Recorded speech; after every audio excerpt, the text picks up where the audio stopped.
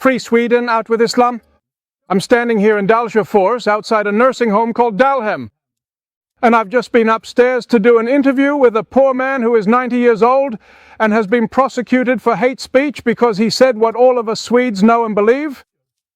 And I had arranged to meet with him and he wanted to be interviewed by me. I went up, I've been here and had a meal and also talked a bit with the other elderly residents. And I can feel that there's an atmosphere of fear here. And when I then went to this man that I had arranged to meet, I'm not going to mention his name. He has a court date in March and we are following his case.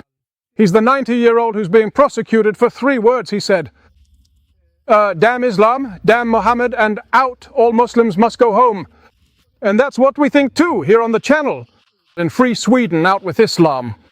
So I went up there and I asked one of the staff, a woman, if I could go straight in. I'd rung the doorbell and she said, yes, of course. So I opened the door a little and called out, can I come in?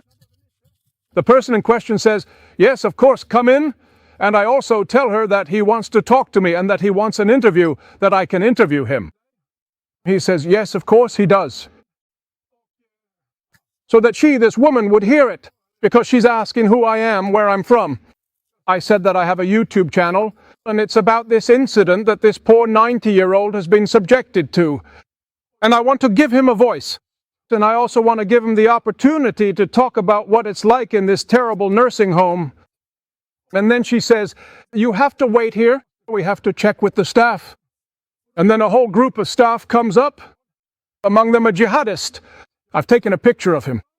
And I will publish his pictures. Pictures of this, partly on X, under the name Free Sweden, out with Islam. And I will also publish this. If you go to YouTube here under, I think it's called Posts, you can publish pictures there. And I will publish those pictures. I didn't have time to film, unfortunately, because I was assaulted. I was pushed, shoved, threatened by this jihadist. And then he backed off after a while. And when I was about to leave, he shoves me when I wasn't ready. So I fell and tumbled over a couple of chairs, and then he stole my mobile phone. So I had to run after him. Snatched my mobile phone from his hand. I tried to call 112, but I couldn't get through. And that's when he stole my mobile phone. And he threatened me, and yes, he was purely racist, and I have pictures of this. And then I understand, like, why these poor elderly people who live in here, this is their home. They live here. It's in their own home. That in their desperation, in their fear of what they are subjected to here at this terrible home, he has said, damn Islam, damn Muslims, all Muslims must go home. Because if they can attack a 51-year-old like me, who weighs 110 kilos and is big, and assault me together with these hags and this jihadist, if they can do that, then I more or less have to flee from this nursing home. If they can do that, then you can understand what our sick and elderly are going through in the nursing homes.